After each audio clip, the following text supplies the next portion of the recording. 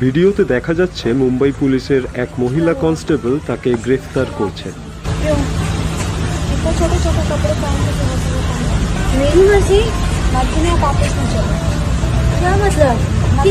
किसने ऑर्डर दिया आपको? आपको जो बात करना है चौकी चल के क्यों जाऊँ मैं? আপনারা দেখতে পাচ্ছেন তাকে গ্রেফতার করছে, কিন্তু আসল সত্যি হলো এটি একটি fake arrest video. Mumbai police জানিয়েছে তাদের ইউনিফর্ম ও নাম ভুলভাবে ব্যবহার করার জন্য এর জন্য মামলা হয়েছে এবং তদন্ত চলছে। তাহলে প্রশ্ন হলো, এটা কি শুধু পাবলিসিটি স্টান্ট নাকি বড় কনস্পিরেসি? তুমি কি মনে করো? কমেন্ট করো আর সাবস্ক্রাইব করো WBN 360।